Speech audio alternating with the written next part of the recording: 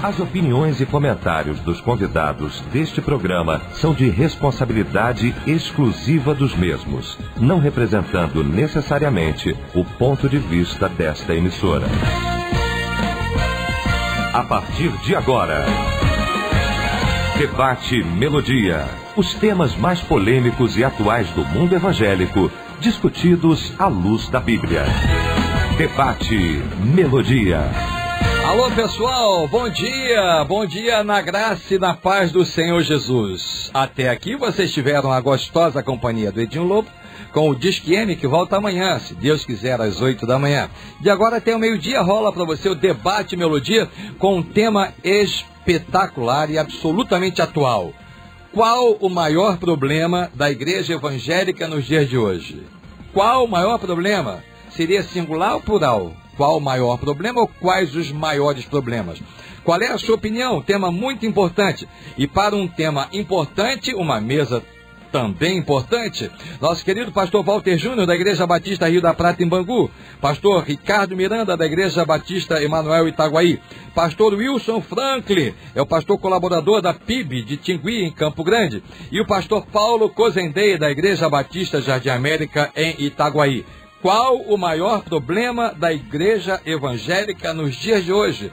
É um tema importante. E eu gostaria de cumprimentar os pastores convidados, desejando-lhes um bom programa aqui hoje. Meu querido pastor Paulo Cozendei, bom dia, obrigado por ter vindo, prazer revê-lo. Muito bom dia, pastor César, um prazer estar aqui novamente com esses companheiros da mesa aqui, aos ouvintes da rádio, e que possamos ser canal de bênção, instrumento nas mãos do Senhor, para tratar de um tema tão importante e atual da igreja hoje. Muito bem, meu querido pastor Walter Júnior, prazer revê-lo, Igreja Batista Rio da Prata, Bangu, bom dia. Bom dia, pastor César, bom dia aos irmãos da mesa, a equipe da Melodia, você que ouve a rádio, que Deus nos dê graça e instrução, para que esse tema tão relevante na vida da igreja evangélica no Brasil seja dissecado hoje por nós aqui. Muito bem, conhecendo hoje também com muito prazer o pastor Ricardo Miranda, da Igreja Batista Emanuel Itaguaí. Prazer conhecê-lo, Deus abençoe, obrigado por ter vindo, pastor. Prazer todo nosso, estamos aqui mais uma vez, com a rica oportunidade, que Deus possa nos usar poderosamente nessa manhã. Que irmão, fique à vontade no debate de hoje. Meu querido amigo de longa data também, nosso grande teólogo, pastor Wilson Franklin, pastor colaborador da Igreja Batista, primeira Igreja Batista de Tingui,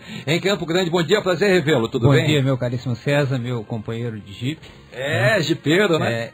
Meu bom dia a todos aqui da mesa, a você que está nos ouvindo, e esperamos que Deus nos conduza hoje a uma resposta para que possamos esclarecer o nosso povo num tema tão relevante. Muito bem, aproveita, pastor Wilson Franklin, orando e começando o nosso debate. Oremos então. Santíssimo Deus, nós te agradecemos por esse dia tão especial, um momento em que o Senhor falará aos nossos corações através da tua palavra.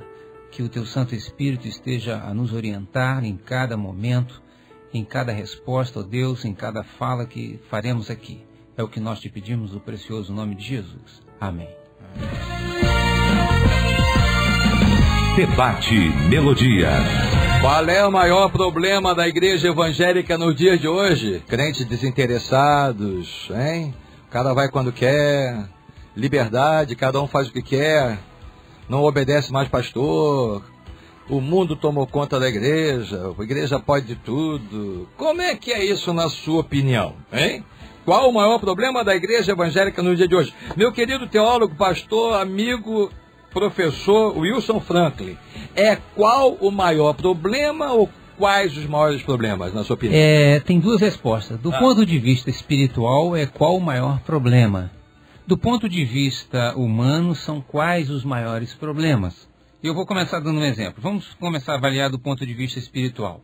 Eu vou começar com a carta de Paulo aos Gálatas, no capítulo 1, versículo 6, que diz: estou admirado de que tão depressa estejais desertando daquele que vos chamou na graça de Cristo para outro evangelho, o qual não é outro senão que há alguns que vos perturbam e querem perverter o evangelho de Cristo. Mas ainda que nós mesmo ou um anjo do céu vos pregasse outro evangelho, além do que já vos pregamos, seja anátema, seja maldito. O maior problema hoje, do ponto de vista espiritual da igreja evangélica, é que ela se afastou do evangelho genuíno, da simplicidade do evangelho de Cristo, para se aderir às fábulas, a se aderir aos mitos, para se aderir às ideologias humanas. E do ponto de vista humano, há também, nós podemos avaliar isso segundo as filosofias que imperam esse nosso século. Para não tomar muito tempo, vou fazer uma simplificação. Hoje, a ideologia que predomina hoje as nossas mentes, hoje todo o mundo, é a pós-modernidade. A pós-modernidade, ela trouxe todo junto, ela é digamos assim, sucessora da modernidade. Na modernidade, os iluministas concentraram todos os seus esforços na educação do povo.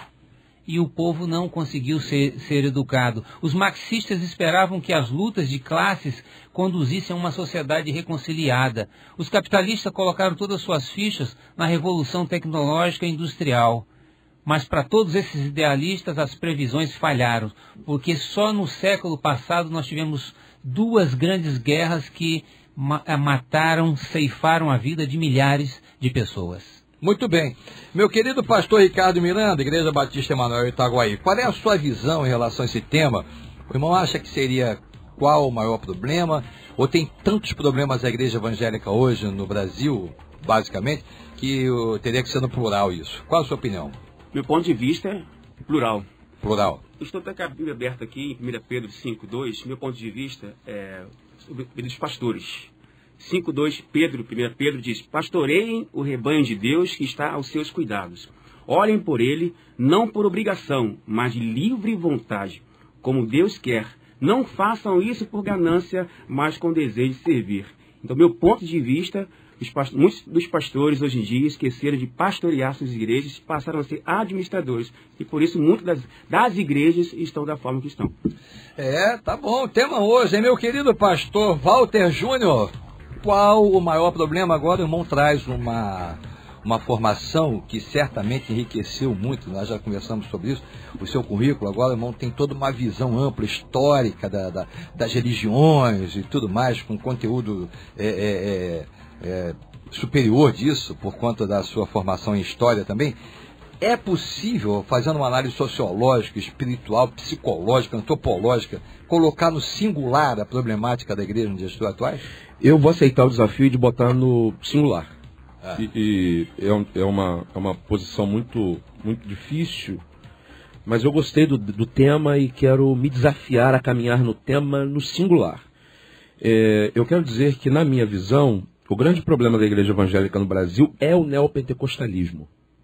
Tem muita gente que não entende o que significa neopentecostalismo. Primeiro, não tem nada a ver com os pentecostais clássicos, com as igrejas pentecostais. Não tem nada a ver com a fé pentecostal, dos dons espirituais, do dom de línguas, do dom de cura, nada a ver com isso.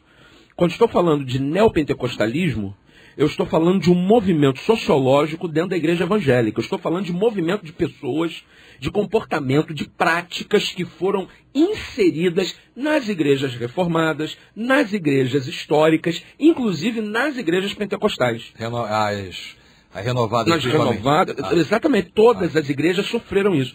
Veja, igreja pentecostal ela tem uma placa. Aqui é uma igreja pentecostal. Igreja neopentecostal não tem placa. Nenhuma igreja se autodenomina neopentecostal.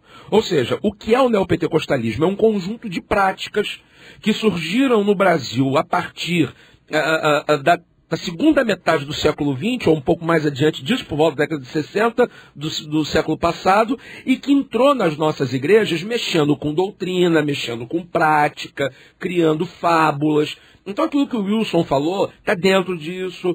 O pastor Ricardo falou aqui de pastores. E eu me senti aqui tentado a caminhar com ele, porque isso parte do púlpito. O neopentecostalismo, essas práticas que são completamente estranhas, a pureza do evangelho que o Wilson Franklin falou. E eu gostaria de resumir aqui essa pureza do Evangelho no Sermão da Montanha, Mateus 5, 6 e 7, que é a essência do Evangelho de Cristo. Nós criamos uma porção de alegorias e adereços no entorno deste Evangelho, que hoje nós costumeiramente chamamos de neopentecostalismo. São práticas completamente estranhas ao Evangelho, práticas estranhas ao Jesus da igreja e que nós inserimos dentro da igreja. Aí dentro disso, César, está lá, competição, mercadologia da fé. Dentro disso está aí sincretismo religioso, está aí dentro, porque você chega numa igreja evangélica, o camarada vem com sal grosso. Você chega numa igreja evangélica, o camarada leva você a carregar para casa uma rosa ungida. Isso nada mais é do que sincretismo religioso. Esse negócio de você ficar colocando imagens, ficar colocando figuras, isso tudo faz parte de uma estrutura que nós que estudamos a religião chamamos de neopentecostalismo. É um novo jeito de ser igreja que afasta completamente da essência do evangelho e faz com que a gente não saiba mais quem é quem. Vem cá. Quem é quem? Aquela que a gente brinca, mas não é brincadeira. Essa igreja é séria ou não é? Esse pastor é sério ou não é? Porque ele começa a mandar coloca a mão na televisão aí, ora na minha mão.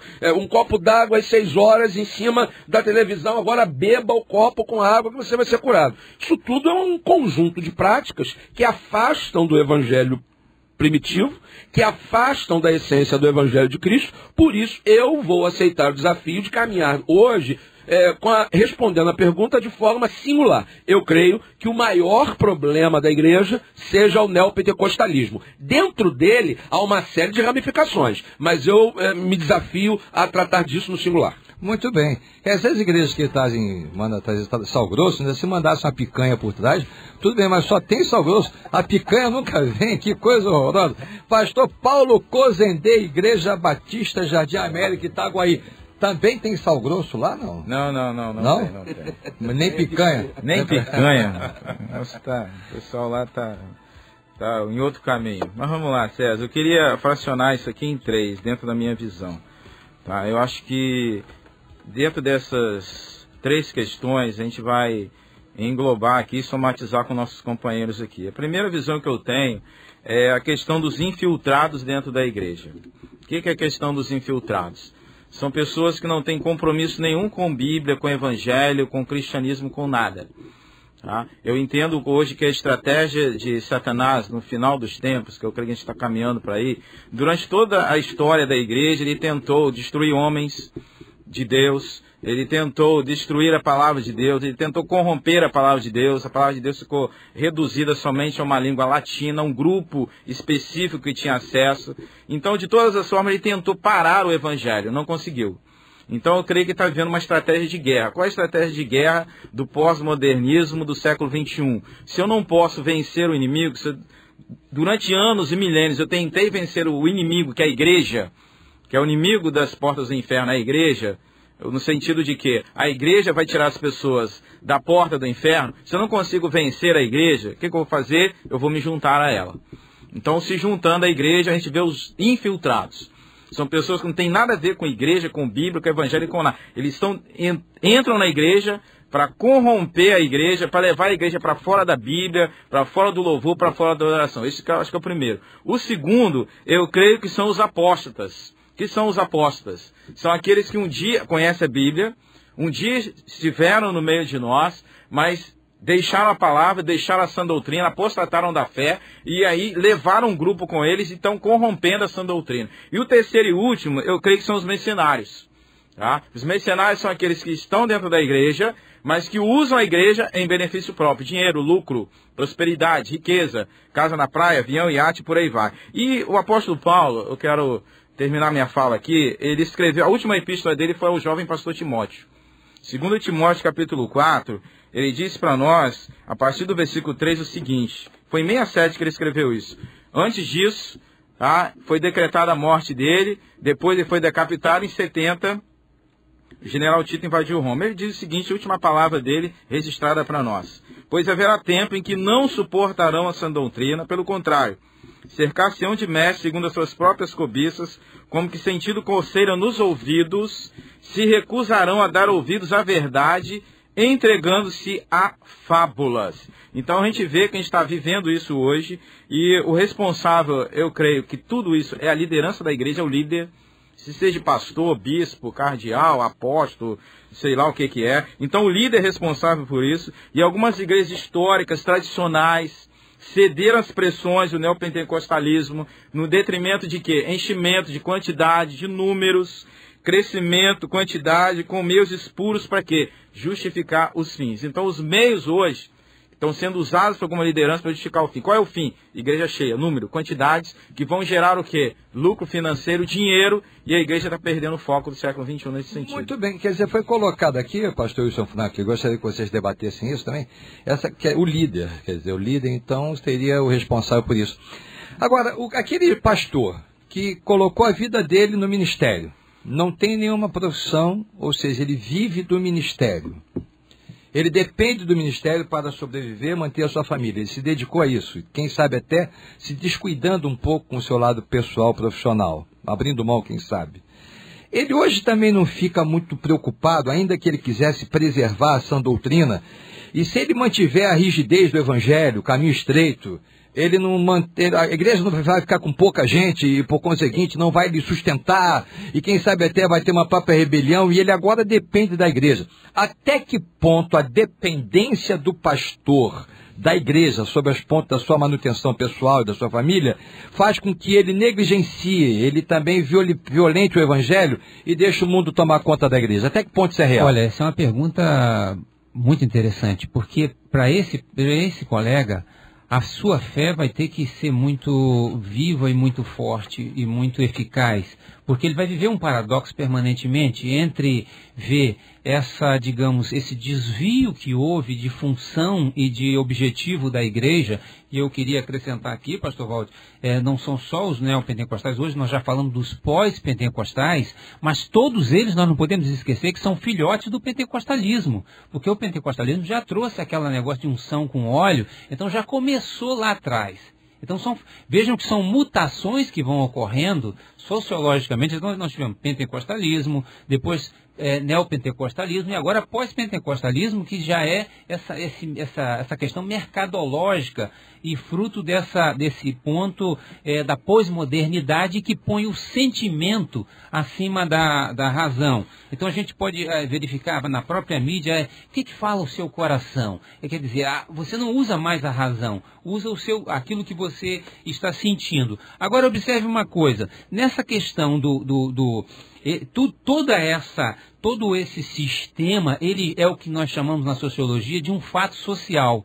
E como o fato social é coercitivo em si mesmo, ele exerce uma coerção muito forte para que possa, digamos assim, se infiltrar nas outras igrejas que tendem a fazer e que querem fazer um trabalho sério. E aí abre espaço, digamos assim, junto com isso, ela abre espaço para, digamos, que nós chamamos de as hermenêuticas de minorias, como a teologia feminista, aí trouxe junto a ordenação feminina, que não tem nenhum respaldo eclesiástico e nem exegético bíblico, ela simplesmente tem o respaldo só da ideologia atual. Trouxe a teologia homossexual, chamada também de teologia gay, veio nessa esteira tudo junto, veio a teologia da libertação. Então observe, há toda uma filosofia humana hoje que exerce uma pressão muito grande, e eu diria para você, meu colega que segue, que a sua igreja tem poucos membros, não se deixe olhar por números. Não se deixe olhar por números de pessoas. Deixe-se olhar pelo valor do Evangelho, pelo caráter, pela transformação que o Evangelho está causando. Que certamente Deus está olhando por essa igreja. E é você que sustenta hoje, digamos assim, a igreja de Deus na face da terra. E não esses mercados religiosos com o seu grandioso número que está por aí. Ô César, eu acho sua pergunta muito legal e eu estou num processo de transição dentro dela. Nós criamos uma história, e eu vivi isso, eu tenho 41 anos de idade, nasci numa igreja evangélica batista, e o bonito e o lindo era você ter a vocação pastoral, Deus lhe chamou, lhe vocacionou, você para a sua vida, não faz mais nada, porque você é um escolhido de Deus. E a gente acabou produzindo um sistema muito parecido com o católico, onde o camarada vai lá para o mosteiro e vai viver a sua vida dependendo da igreja. Só que a gestão da igreja evangélica é diferente da igreja católica. A gestão é completamente diferente. Inclusive, dentro do ministério evangélico, o pastor tem que ter família. Ele tem que sustentar a família dele. Então, o que acontece? Você tem um pastor que o camarada foi para o seminário novinho, com 18 anos, saiu de lá com 22 anos, a pastorear a igreja. Esse camarada, geralmente, e eu vou falar em termos de batista, humanamente falando, tá bom, meu irmão? Não fica dizendo que eu não sou crente, não. Humanamente falando, fica na mão da igreja. E a partir daí, esse camarada, ele se torna um refém do sistema eclesiástico. E não tem o preparo devido, né, Não pastor? tem preparo, porque ele foi dito a ele, e ele creu nisso, que ele deveria se dedicar exclusivamente ao ministério da palavra. Aí se descuidou da sua vida pessoal. Completamente. Aí você vai ver lá que o camarada coloca na sua frente Atos 20 e 24. Mas em nada tenho a minha vida por preciosa, contanto que cumpra com alegria. Só que o apóstolo Paulo sabia fazer tenda. Quando o bicho pegava, ele fazia tenda. Ele tinha a habilidade dele. Então veja, César, depois de 15 anos de ministério, é que eu fui concluir um curso universitário. Exatamente para se amanhã a Igreja do Rio da Prata decidir que eu não vou ser mais pastor deles, eu tenho como sustentar a minha casa. Aí não adianta você dizer, não, irmão, tenha fé. Tenha fé, a boca da minha filha está aberta lá. Ou seja, eu acho que o pastor deve se dedicar ao ministério? Deve. Ele deve fazer do ministério a prioridade da sua vida? Deve. Mas ele deve saber fazer tenda. Vai ser professor, vai ser advogado, vai ser psicólogo, vai ser mecânico, vai ser eletricista, vai ser militar, vai fazer qualquer coisa que não o impeça de dedicar a maior parte do seu tempo, das suas qualidades e potencialidades ao ministério da palavra. Agora, o que eu estou vendo hoje, César, é que tem uma geração de pastores antigos aí que na hora de parar estão com dificuldades. O camarada não tem mais saúde, ele não tem um plano de previdência privada, muitas vezes nem INSS pagou e não sabe como parar. A igreja precisa ficar dando ajuda a ele, porque ele não tem para onde ir, porque descuidou da sua vida pessoal. Isso envolve problema da igreja no tempo presente, sim. E acreditou lá atrás, que havia ao esfriamento do amor hoje, ninguém respeita mais nada, seria isso? E se você botar para perceber que a sociedade ela é mutante. E a religiosidade do povo hoje ela é muito mais religiosidade do que fé. Hoje se tem muito mais religiosidade, aí que é religiosidade pode ser qualquer uma. Religiosidade pode ser evangélica, pode ser protestante, pode ser católica, umbanda, candomblé, budista, judaísmo. Religiosidade é uma coisa. Agora falar de fé é outra. Portanto, é uma palavra que eu estou dando assim de cunho muito pessoal. Avisar você que é pastor, te prepara. Porque a situação hoje, ela é a mesma do tempo de Paulo. Ela não mudou, não. O pastor deve dedicar a sua vida ao ministério? Deve. Agora, ele tem que saber fazer tenda. Ele tem que ter o recurso dele para amanhã ou depois, em qualquer situação, ele ter condições de se defender. Não ficar refém da igreja. Porque senão ele começa a trabalhar mercadologicamente. Aí vai negociar o conteúdo, vai negociar a doutrina, vai querer encher a igreja, vai fazer o que as pessoas querem que ele faça para que efetivamente ele tenha sucesso. Principalmente aquelas famílias tradicionais da igreja, seria isso? Isso acontece em muitos grupos. Em muitos grupos isso acontece. Ele não tem independência e nem tem a independência teológica para pregar o que Cristo manda e tem a dependência financeira. E ele não é profeta, não fala, ele não tem liberdade para falar. E eu volto à tese, o responsável é o líder. Porque se o líder da igreja ele preparar a sua igreja nesse sentido, a igreja irá valorizá-lo. Entendeu? O que acontece? Eu sempre trabalhei também. Trabalhei, agora estou aposentado, dedico a minha vida à igreja. E houve um momento na minha história, da minha vida, em que um grupo de líderes da igreja, assim que eu tive que sair, houve uma emergência com a minha esposa, corroborando o que você falou, com a minha sogra, eu tive que sair numa quinta-feira, ela operou de emergência, viajei, e no domingo de manhã eu estava na igreja. E terminou o culto de domingo de manhã, os líderes me convidaram para uma reunião, eu falei, essa hora tudo bem. Aí chegaram para mim e falaram, pastor, estamos aqui pelo seguinte, o senhor viajou, não comunicou nada à igreja, não avisou nada a gente, que eu não sei o quê, como é que o senhor sai assim, tal. Aí, quer dizer... Você achava dono da igreja? Isso aí. Aí perguntei para eles, aí assim, vocês perguntaram para mim por causa da minha ausência, por exemplo, vocês estão preocupados comigo ou com... Eu estou aqui, hoje na dia de culto, eu estou aqui. Agora minha sogra operou, alguém perguntou se eu estava com problema de saúde. Agora quero dizer uma coisa para vocês, não sou empregado de vocês. Exatamente. Entendeu? Vocês não assinam, não sou empregado de vocês. Vocês no horário pediram um líder, então eu estou aqui o líder. Tá? Não sou empregado de vocês. Agora, se vocês quiserem, estou indo embora, tá? Não dependo disso aqui, não. Agora, muitos pastores realmente ficam reféns da igreja, eles não são profetas, eles são políticos, que eles têm que pregar para agradar um outro, senão o dízimo gordo vai embora. Então, hoje em dia, eu sou professor de seminário, ele foi meu aluno, eu sempre oriento, se você puder trabalhar, querido, trabalhe, para que você não fique refém daqueles que estão na igreja, que vai achar que você é empregado dele. E se você for mandado embora, você vai ser com a mão na frente ou outra atrás. Agora, ensina a tua igreja a valorizar o teu pastor. Eu fui a igreja anterior, o pastor que tomou posse não era pastor, fazia parte da comissão, e ele tinha um salário astronômico. Ele falou, vou pastorear a igreja, mas eu não quero nada. E eu falei, sou contra. Porque o outro que vier depois vai achar também que não tem. Então você pega teu dinheiro, meu querido, devolve para a igreja, dá oferta, mas você tem que receber. Digno é o obreiro do teu salário. Então o que acontece? O pastor, ele tem que orientar a sua igreja, que o ministro do evangelho tem nada contra. Mas ninguém discute quanto o vereador está ganhando, quanto o prefeito está ganhando. Mas como é que vai discutir quanto o pastor está ganhando? Pois é, qual é o maior problema da igreja evangélica nos dias de hoje? O pastor Ricardo Miranda, pelo que se ouviu até agora, poder-se afirmar, ou seria pesado, que a mundanização entrou também na igreja evangélica, que isso é um dos seus grandes problemas. O mundo está dentro da igreja, a igreja comporta... Ao invés dela bater de frente com o mundo, andar na contramão do mundo, ela está associada ao mundo, e poder-se afirmar, então, olha, a mundanização entrou na igreja, o mundo entrou na igreja. Pode-se afirmar, isso é pesado demais. Infelizmente, sim. Algumas igrejas, sim, se tornou realidade. Não deveria, mas infelizmente, sim. Muitos, como o pastor Paulo Marcos acabou de dizer agora, muitos pastores, como o pastorzão acabou de dizer também agora, é mais fácil ir aquilo que alguns donos da igreja permitem, ou alguns jovens, algumas equipes, algumas pessoas queiram levar para esse caminho, trazer estilos de música diferentes, danças diferentes para o pastor, que tem apenas aquele ministério, não trabalha fora ou outros lugares, apenas vive da igreja. Muitos pastores não tomam uma posição diante das suas igrejas e, infelizmente, muitas das igrejas o mundanismo tem entrado sim. Hoje, pela misericórdia de Deus, sou pastor de 47 membros, mas hoje eu prego aquilo que Deus manda, não aquilo que as pessoas querem ouvir. Pela misericórdia de Deus, Deus tem nos abençoado, tem crescido pela misericórdia de Deus a cada dia. Já são quase chegando a 60, mais 20 pessoas para serem batizadas esse ano, pela misericórdia de Deus, mas hoje se prega aquilo que Deus manda, não aquilo que as pessoas querem ouvir. Pela misericórdia de Deus, Deus está dando crescimento. E se o irmão determinar que vai pregar o evangelho que Jesus ensinou, prepare-se para ter pouca gente do seu lado. Porque, na verdade, isso é ou não é?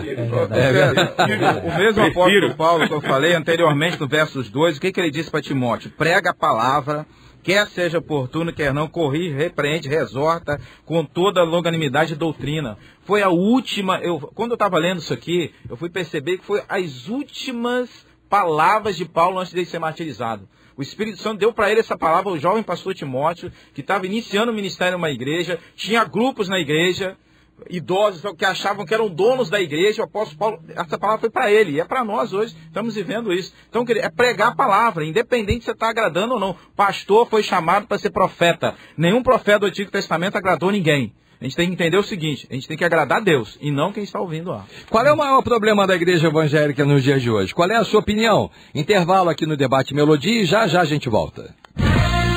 Estamos apresentando Debate Melodia. Muito bem, hoje com o tema qual o maior problema da igreja evangélica nos dias de hoje, hein? O que é que você acha? Debatendo este tema conosco, pastor Walter Júnior, da Igreja Batista Rio da Prata em Bangu, pastor Ricardo Miranda, Igreja Batista Emanuel Itaguaí, pastor e teólogo Wilson Franklin, pastor colaborador da PIB de Tingui Campo Grande, pastor Paulo Cozendei, da Igreja Batista Jardim América Itaguaí. Eu estou me sentindo a verdadeira ilha aqui, cercado de batista por tudo que é lado hoje aqui. Muito bem, então como é que fica essa questão aqui? A irresponsabilidade dos membros. Hoje, vai na igreja, não quer e não vai. A igreja antigamente tinha o membro, ele para sair de uma igreja para outra, o pastor comunicava, dava aquela carta de recomendação. O Jockey Club tem sócio, e para ser sócio do Jockey Club tem uma série de exigências. Para ser sócio do Rotary Club tem uma série de exigências. Para ser sócio de um clube do Monte Líbano tem uma série de exigências. O cara é membro da igreja, vai quando quer, não vai, não vem. Isto também seria um dos problemas, quem sabe, relevantes da igreja nos tempos atuais, pastor Franklin? É o grande problema. Ah, é? Porque a igreja atual, ela deixou de pregar o evangelho. Como o evangelho ele é transformador, ele é o ponto de contato, de comunhão, é mais que uma união, e forma essa comunhão, ela é horizontal entre as pessoas e há uma união com Cristo, que é quem solidifica essa eclesia, essa assembleia que é a igreja, que são as pessoas e não o templo. Então, como isso não existe, há necessidade da igreja moderna, e eu diria aí, não só o neopentecostalismo, o pós-pentecostalismo e todas as igrejas históricas que se tornaram também com essa prática, de criar a cada dia uma novidade. Então, cada dia se cria uma novidade, e aí se começa vendendo tijolinho de plástico de 99 centavos por R$20, que é para abençoar, óleo ungido, azeite vindo de Israel, que na realidade é óleo de soja da pior qualidade comprado aqui no Brasil, e água em cima. Ontem eu cheguei na casa de uma irmã, vi uma água em cima da televisão, essas televisões antigas que emitem uma radiação forte. Eu falei, mas que água é essa aqui? Não, isso aqui é uma água, você não gosta, mas é uma água ungida. E eu disse, olha, ela está ungida de ondas eletromagnéticas, realmente vai lhe fazer muito mal. Porque olhando do ponto de vista da física e da química, é péssimo colocar água ou medicamentos próximos da televisão. Então, veja, todo esse sincretismo, há essa necessidade de sincretismo quando não existe o Espírito de Cristo e o temor a Deus dentro dessas igrejas. Porque elas se tornaram empresas para gerarem caixas para os seus líderes e não igrejas no sentido de pregar o Evangelho Santo de Cristo. Pastor Walter Júnior, até que ponto a pregação do Evangelho na televisão, hoje, de certa forma, ainda que não se generalizando, mas na sua grande totalidade, prejudica e se torna um grande problema para a igreja evangélica nos dias de hoje? Por quê? Hoje, se você fala batata, óleo, carne, biscoito, você se lembra o quê? Das grandes lojas que estão na propaganda, na mídia, né? Sim. Extra, Carrefour, mas não sei o quê, porque estão na mídia. Uhum. Então, se você fala hoje em igreja evangélica, as pessoas lembram logo do pessoal que está na mídia aí. Ninguém lembra da igreja batista lá, não sei aonde, Assembleia de Deus, porque é igual aquele mercado, a mercearia do Seu Manuel, que não está na propaganda, ninguém sabe que ele existe. E essas propagandas, essas mensagens da pessoal da televisão, notoriamente, se é que o irmão concorda com isso ou não, pregam o evangelho que vocês estão colocando aqui, da modernidade, ficar rico, não sei o que e tal. Até que ponto a competição das igrejas evangélicas sérias com aquilo que está na mídia hoje, de certa forma, se é que é de certa forma, prejudica e se torna um grande problema na igreja evangélica nos dias de hoje? Prejudica muito, porque se você olhar do prisma social, midiático, é uma disputa desleal, completamente desleal. E se eu sou pastor de uma igreja, estou preocupado com números, estou preocupado com mídia aparecer, eu vou ficar revoltado porque eu não consigo esse espaço na mídia. Vamos deixar claro que existem pastores, líderes, pregadores sérios na televisão pregando o evangelho genuíno. Tem alguns. Seria a minoria? Poucos. Eu tenho certeza que é minoria. É fácil você olhar. Eu vou te explicar por que é minoria. Basta olhar quem está na televisão e no rádio, pela internet, pregando o seguinte: você é pecador, todos nós pecamos, estamos destituídos da glória de Deus. E vai para o inferno. E vai para o inferno. Assim, você precisa do sangue de Jesus Cristo para que, arrependido, confessando seu pecado e o abandonando, você se torna uma nova criatura. Aí, pega aí, programa de televisão, de rádio, de internet, e você vai ver quantos estão pregando isso, você verá que é a minoria. O que você tem na televisão é o negócio seguinte: você vai ser vencedor, porque você vai prosperar, porque nós estamos aqui numa manhã de vitória, numa tarde de vitória, numa noite de vitória, numa madrugada de vitória. Quando o evangelho não é necessariamente isso. Jesus disse lá, no mundo tereis aflições. Pergunta lá, vê quantos na televisão, na rádio, na mídia, de qualquer jeito, estão lá dizendo, no mundo tereis aflições, mas tem bom ânimo. Jesus diz assim, eu venci. E o interessante é que o texto não segue dizendo, vocês vencerão também. Fica por aí. Então, na verdade, o que a gente está vendo é que, quando você olha do ponto de vista da mídia, eu olho isso. Eu fico, é desleal, porque você vai ver o pessoal que tem mais tempo na televisão, que compra a madrugada, ao dia, à tarde, à noite, que tem concessão de TV, o camarada tem programa aqui, escreve ali, escreve acolá, ele é o orador famoso que cobra para pregar. Você não tem disputa, e o pessoal não está procurando o verdadeiro evangelho. A sociedade não está interessada em perdão de pecado. A sociedade busca a igreja como um elemento de transformação da sua vida socioeconômica. Queria a tolerância do pecado, ao invés do perdão. E aí o que você falou, perguntou para o Ricardo, o mundo vai invadindo a igreja, mas com força, com os dois pés, com certeza. Por quê? Porque o evangelho, que eu falei aqui na minha primeira fala, que é o Sermão da Montanha, Mateus 5, 6 e 7, está do lado de fora da porta. O evangelho que vende, que agrega pessoas à igreja, eu não estou falando de convertido, tá? Eu estou falando de aderentes, de pessoas que se tornam sócios, que pagam a mensalidade, que alguns chamam de dízimo, mas é mensalidade. Esse negócio aí não atrai pessoas. O evangelho genuíno não traz as pessoas que querem isso. Agora, um evangelho que fala que você vai prosperar, que massageia o teu ego, numa palestra boa, motivacional, que te prepara para o mercado de trabalho, ou uma igreja que está preocupada em inserir os grupos, tudo isso aí atrai pessoas. Agora, uma igreja que se limita, que é o papel dela, a pregar o evangelho de Cristo, aí entra o que Jesus falou, entrar pela porta estreita, porque larga a porta espaçosa do caminho, conduz a perdição e muitos que encontram. Aí eu fico com dificuldade, não, porque nós estamos crescendo, estamos arrebentando, que nós vamos vencer no Brasil, que nós vamos ser maioria evangélica no Brasil, que nós vamos isso ou aquilo. Jesus falou que a porta é estreita, então um negócio errado. Ou eu tenho que jogar Mateus 7,13 fora, ou eu tenho que jogar essa igreja evangélica brasileira fora. Pastor Paulo Cozendei, a Bíblia fala no capítulo 24 de Mateus que quando víssemos e ouvíssemos falar de guerra, terremotos, maremotos, fomes, pestes em todos os lugares do mundo, que nós estaríamos dentro do princípio das dores.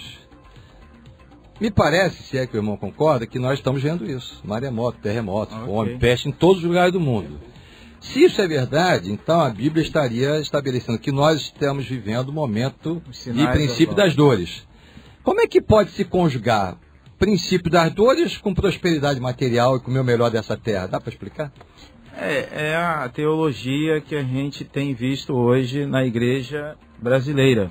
O interessante é que esse tipo de teologia não vai funcionar bem na Europa, né, nos Estados Unidos, na Alemanha, entendeu? Se o camarada for falar isso lá, a igreja dele não vai atrair ninguém. Então, normalmente, isso é pregado em quê? Continente africano, asiático, povo brasileiro, que quer a chamada autoajuda, confissão positiva. Tem um camarada chamado Godri, vocês já ouviram falar? Já conhece de marketing de empresas? Se esse camarada fosse pastor, a igreja dele ia ser um negócio do outro mundo. Dá uma pesquisada nele lá, o camarada ele é 10 na questão de motivação, autoajuda, entendeu? Se Silvio Santos fosse pastor evangélico, ia ser um negócio do outro mundo. Então a igreja evangélica brasileira, ela é extremamente mística, tudo tem que ter a chamada teologia do ponto de contato, a pessoa tem que tocar para ver a questão da água, do sal, da arruda, não sei o que. Se ele tiver da vassourinha, do travesseirinho, se ele tiver o ponto de contato, aquilo ali que é ensinado para ele, deixa Jesus de fora. Porque não há interesse em apresentar Jesus para dentro das igrejas, ele é apenas um coadjuvante. Entendeu? Jesus virou um detalhe? Um detalhe, o que a gente lê em Apocalipse lá, que ele fala que ele está o quê? Ele está à porta das igrejas e bate, e não consegue entrar na igreja evangélica brasileira, então vai fora. E nós criticamos a igreja de Roma, que Jesus é apenas um detalhe. Mas no meio evangélico, Jesus está se tornando um detalhe. Salvo, é claro, ainda, graças a Deus, salvo exceções, mas está se tornando um detalhe. E isso é o que hoje podemos dizer que está sendo o grande caos, o grande problema da igreja. Pastor Ricardo Miranda, estão fazendo produto da pregação do evangelho, por exemplo, culto disso, culto daquilo outro. Isso é produto para se vender o evangelho? Será que Jesus abrisse uma igreja no Rio de Janeiro hoje, ele teria tantos membros quanto esse pessoal da televisão que prega essas coisas, ou teria menos, na sua opinião? Ele teria menos ovelha do que eu. Eu tenho 47, mas talvez não teria menos do que isso, porque hoje, infelizmente, as pessoas, como dizem, né, mundanismo entrou na igreja, as pessoas querem festas, querem ouvir aquilo que elas querem, não aquilo que a palavra realmente quer. Uma palavra que venha mudar os nossos conceitos, o nosso estilo de vida, né? Deus, ele, com certeza, ele quer que nós andemos segundo a própria vida de Jesus. Jesus foi o próprio exemplo para que nós pudéssemos, então, viver a vida dele. Eu acho lindo o texto de 1 Coríntios, capítulo 11, versículo 1, que diz: sede meus imitadores como eu sou de Cristo. Então, hoje é difícil ver líderes, né, uma igreja, pessoas que queiram realmente ser iguais a Cristo, viver o evangelho igual a Cristo. Se Jesus tivesse uma igreja nos dias de hoje, infelizmente, eu não sei se teria muitos membros, mas o desejo nosso é estarmos fazendo a diferença. Pastor Franklin. Essa filosofia da pós-modernidade, a situação ficou tão crítica. Hoje nós temos várias versões de Bíblias e cada uma se dizendo melhor do que as outras. Só para você, hoje tem uma versão chamada NVI, Nova Versão Internacional, que nós chamamos de Nova Versão do Inimigo. Ela, em Provérbios 22:6, eu quero que você leia na sua Bíblia NVI que você tem aí, Provérbios 22:6, aquele versículo maravilhoso que nós aprendemos desde criança. Instrui a criança no caminho que deve andar, quando crescer não se desviará dele. Ela está dizendo assim, instrui a criança nos objetivos que você tem para ela. Nós temos bons objetivos para os nossos filhos, mas quais objetivos têm os assaltantes? Quais objetivos têm pessoas que não têm o menor temor de Deus? E essa é uma versão que está aí. A Ordem dos Pastores Batistas estava abraçando essa versão. Eu acabei escrevendo vários artigos no Jornal Batista denunciando a incoerência, a inconsistência bíblica, a distorção. Não é porque os tradutores são incompetentes, são pessoas competentíssimas. Mas se adaptando, tornar a Bíblia palatável, tornar a Bíblia relativizada. Então se retirou vários textos para que o Evangelho... Dá uma largadazinha no caminho. Uma largada no caminho. Deu uma terraplanada muito grande. O caminho não está mais estreito então, não. Não, escancarou o caminho, abriu as portas demais. Outra versão que os jovens gostam muito, e eu sei que tem muitos jovens sinceros, e eu queria dar um alerta para você, falando isso como exegeta, essa linguagem de hoje. Como pode eu tentar traduzir a palavra de Deus numa coisa que eu chamo de linguagem de hoje? Não existe isso, daqui a pouco vão introduzir o palavrão também? Vai ter uma língua para tornar mais clara?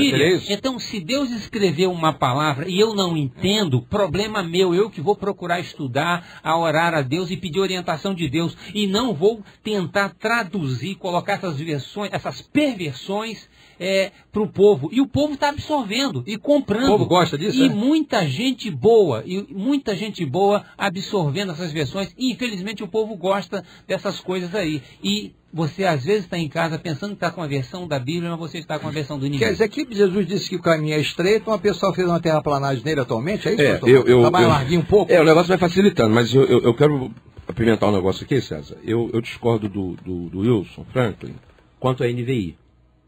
Eu uso a NVI, eu tenho ela aqui comigo. Acho que o texto que ele usou, na minha opinião, é um texto, respeitando aí, porque eu sei que ele é especialista em exegese. Eu acho que é um texto mal utilizado. O texto de Provérbios 26 não está falando de salvação de criança. O texto está falando de conduta ética, até porque o livro de Provérbios é um livro de conduta ética. Então, eu entendo que a NVI, eu trabalho com ela tranquilamente. Agora, concordo com o Wilson Franklin plenamente que hoje a gente tem um mercado de Bíblia. E todo mundo quer colocar um nome na capa da Bíblia. Bíblia para mulher, Bíblia para jovem, para criança com balãozinho. Olha só, fora isso, eu encontrei outro dia numa loja evangélica a Bíblia do Garoto Radical. Aí eu pirei, aí eu fiquei doido, porque agora o mundo virou do avesso. A Bíblia do Garoto Radical. Beleza. Agora, só que tem Bíblia, que tem pessoas, gente crente aí, que bota o nome dele na capa da Bíblia. E aí você vai ver lá, preste bem atenção. A gente está falando aqui, o Wilson está falando o tempo todo aqui de pós-modernidade. Eu só conheço um movimento religioso que questiona essa pós-modernidade. E não é o movimento cristão nem evangélico, é o Islã. Agora, pasme. É o único movimento religioso que faz contestação séria e sistemática desse modelo de vida do diabo que está envolvido a nossa sociedade. Lamentavelmente. E o pessoal está fazendo Bíblia para ganhar dinheiro.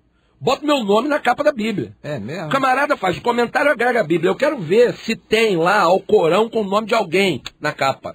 Eu quero ver se tem alguém fazendo comentário do Alcorão e colocando embaixo. Esse negócio não existe, é para ganhar dinheiro. E as pessoas vão, é a Bíblia da vovó, do vovô, do ministro, do pastor, do obreiro, é a Bíblia do garoto, da garota, é a Bíblia do homem, é a Bíblia da oração poderosa, é a Bíblia da vitória, é a Bíblia da saúde, das finanças. Financeiro. É um negócio absurdo. Por quê? Porque o evangelho virou mercado. E aí eu vou repetir a minha fala inicial, porque eu disse que eu ia me atrever a trabalhar com o tema no singular. Isso tudo está dentro do campo da rede do neopentecostalismo, que, repito, nada tem a ver com teologia pentecostal. Tem a ver com um modelo de vida completamente centrado no homem e nos recursos financeiros, a ponto de declarar aqui: tem igreja batista, presbiteriana, metodista, tudo quanto é igreja, histórica, antiga, envolvida com esse tipo de movimento. E a gente acha que trazer essas pessoas, colocar no púlpito, é legal, vai encher a igreja, é um negócio bacana, vai trazer atração para o povo. Então, eu aqui discordo isso num ponto, sobre a NVI. Agora, concordo com ele plenamente. Há um comércio de Bíblia. A questão do tradutor, ela é questionável, sim. Você tem liberdade para questionar. Acho que você analisar lá a versão que você usa da sua Bíblia é fundamental. Concordo com ele plenamente quanto à linguagem de hoje. A linguagem de hoje é paráfrase, não é texto bíblico. Ponto final. Agora, nós precisamos estar atentos, porque quem que alimenta isso, César? Sou eu e você que está ouvindo rádio. A gente que fica aí na loja evangélica comprando Bíblia de R$130 e enriquecendo 3, 4. A Bíblia agora, que tem a linguagem mais adequada ao meu interesse, seria isso? E isso, inclusive, o Wilson já falou, eu vou repetir, estou com ele. Porque a linguagem difícil, você quer ver uma coisa? Eu sou batista. O nosso cenário tradicional é o cantor cristão. Não, vamos mudar aqui, porque tem palavra que a gente não entende. A gente ser burro e preguiçoso e vai estudar o dicionário. Vai ler o pai do burro. Não tem que descer o nível para você poder atender o povo.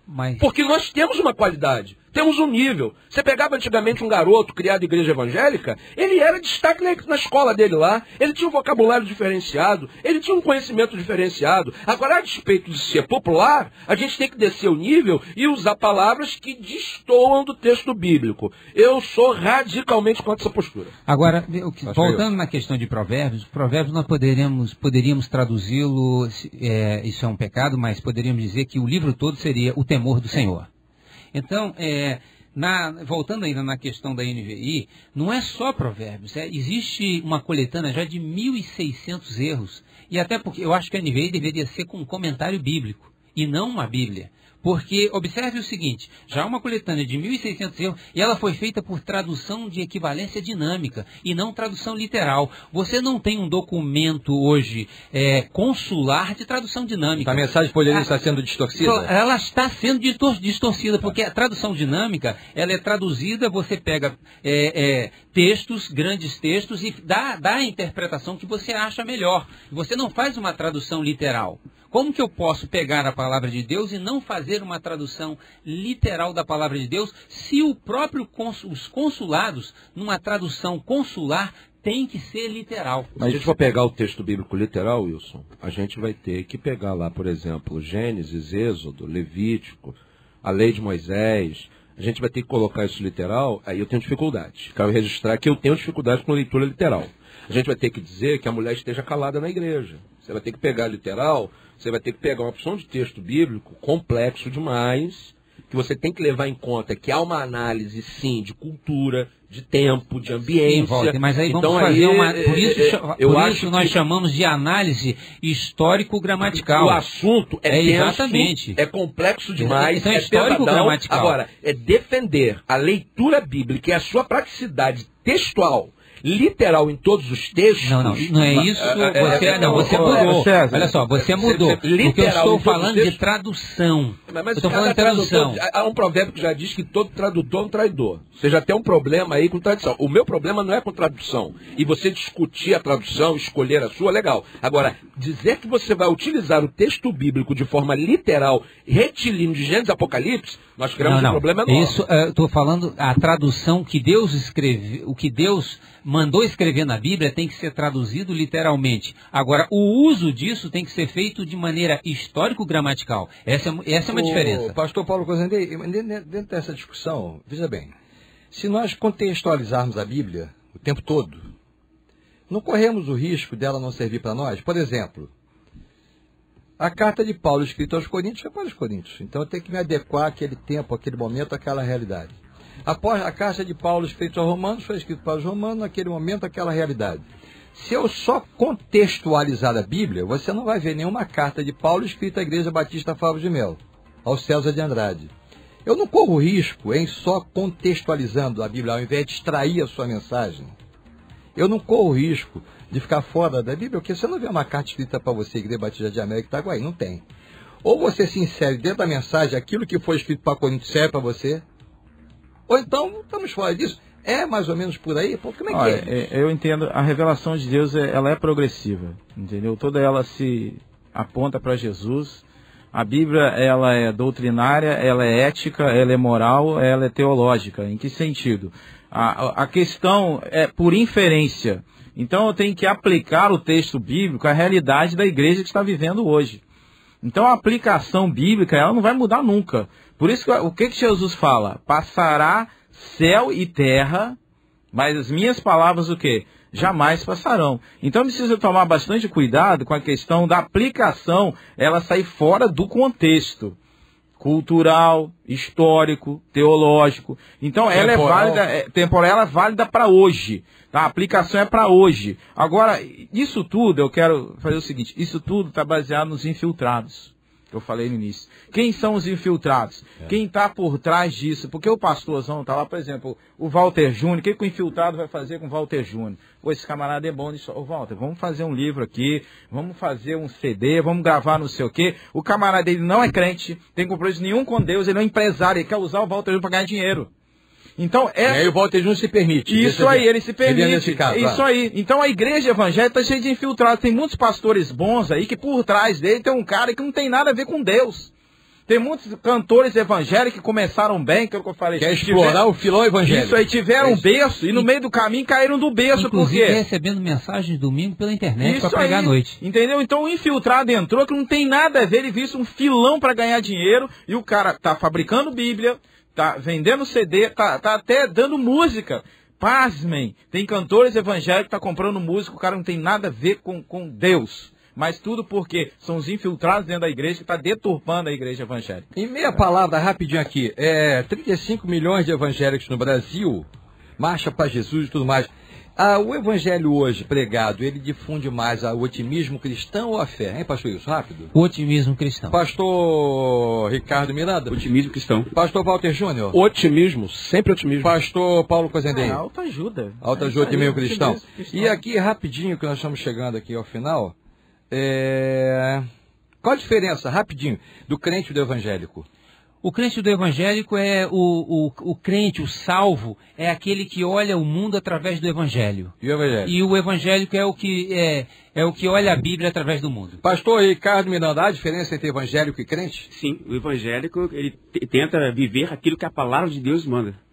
Pastor Walter Júnior, 35 milhões de evangélicos, tem 35 milhões de crentes? Mas nem de brincadeira, está abaixo da metade disso. Ah, é? Pastor Paulo Cozendei, muitos serão chamados de poucos escolhidos, os evangélicos serão chamados de escolhidos só os crentes, seria isso? Tem muito crente, propriamente de Satanás, próprio crente. Crente é quem crê em alguma coisa, evangélico é testemunho de Jesus, que falta hoje a pessoa testemunhar de Jesus. Então, para terminar, só uma questãozinha aqui, falou-se tanto em tantas várias Bíblias aí, como é que, tem que ser meia palavra, como é que se faz se o cara quiser a Bíblia verdadeira? Como é que ele fala na loja hoje?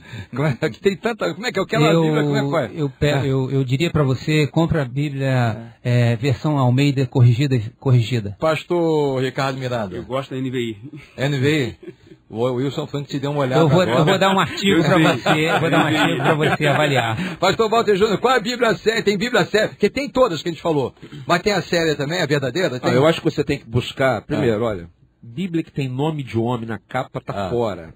Eu trabalho com a NVI e vou precisar do artigo do Frank para me convencer. Mas a João Ferreira de Almeida... Mas se convencer, muda?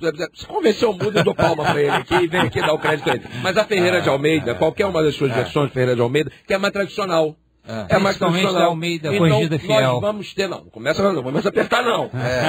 Não vem pôr sua posição, não. Eu acho o seguinte, a Ferreira de Almeida, qualquer tradução, se você for trabalhar, Almeida ela é muito segura. Agora, você tem que ter muito cuidado com esses comentários que tem de rodapé, que isso aí pode ser e pode não ser. Pastor Paulo Cozendei, que ele deu essa Bíblia de capa rosa que eu monto aqui. Capa rosa sou eu. Qual a Bíblia hoje? O pastor, ele deve usar, eu entendo, Paulo Cozendei, Ferreira de Almeida, e para os seus estudos, pega a NVI, pega a de Jerusalém, coloca várias Bíblias para você ali formalizar aquilo, porque a teologia não é própria nossa. A teologia do Espírito Santo de Deus. Mas João Ferreira de Almeida. Então teríamos que orar antes de ler a Bíblia, para que a nossa leitura não só trouxesse para nós conhecimento cultural, mas nos trouxesse, fizesse entender a vontade de Deus, seria isso? Afirmativo. É isso, pastor?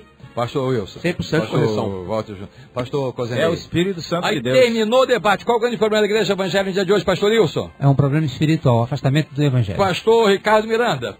Líderes, homens de Deus, voltaram ao Evangelho. Pastor Walter Júnior, um grande problema. Práticas neopentecostais que desvirtuam a centralidade do Evangelho. Pastor Paulo Cozenei. Infiltrados, apóstatas e mercenários. Ah, chegamos ao final do debate. Tudo que é bom dura pouco. Obrigado, meu querido pastor Walter Júnior, por ter vindo. Deus abençoe. Um abraço, pastor César. É um prazer estar aqui na Melodia, contigo conduzindo o debate. É uma alegria grande. Que bom. E eu quero registrar aqui, você que deseja conhecer a nossa igreja, Rua dos Limadores, 866, em Bangu, no Rio da Prata. Você é nosso convidado, cultos aos domingos, 8 horas da manhã e às 19 horas e 30 minutos e quarta-feira às 20 horas. Pastor Ricardo Miranda, prazer conhecê-lo. Deus abençoe, irmão, no seu ministério lá. Obrigado por ter vindo. Amém. Um grande abraço para minha esposa, Cátia Valéria da Costa Felipe, a Igreja Batista Emanuel, ali em Itaguaí do Monte Serra. Deus abençoe, um prazer. Obrigado, sucesso. Pastor Wilson Franco, obrigado por ter vindo. Deus abençoe, prazer revê-lo. Igualmente, pastor César, eu quero deixar o meu agradecimento à direção da rádio, a todos vocês que estão nos ouvindo, a essa mesa seleta, e convidar você para dia 26, 27 e 28, Congresso Jovem na PIB do Tingui, 26, 27 e 28, sexta, sábado e domingo. Agora, dessa semana, Congresso Jovem na Primeira Igreja Batista do Tingui, todos estão convidados. Deus abençoe, obrigado. Pastor Paulo Cozendei, obrigado por ter vindo, recomendo a Igreja Batista de América Itaguaí. Deus abençoe. Eu que agradeço. Abração João Marcos e Natália para o aniversário de casamento. Sábado agora, 19h30, a gente vai estar iniciando o teatro semi-interativo Casa do Julgamento. E quero fazer um apelo aos ouvintes. Você que é crente, membro de igreja, leve um não crente com você. Porque o teatro ele é totalmente evangelístico. No final, fazer apelo para crente e de repente alguém se converte lá, né? Tá? Mas o detalhe é semi-interativo, senhas a partir das 18h30 do próximo sábado. Todos estão convidados.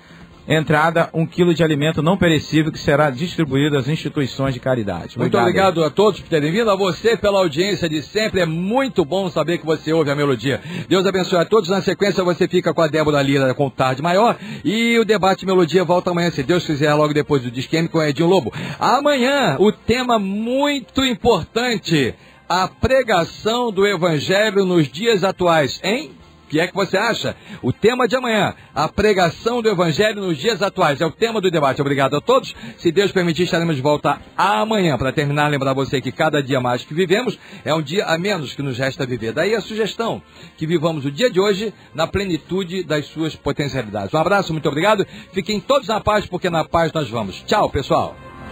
Amanhã você ouve mais um Debate Melodia.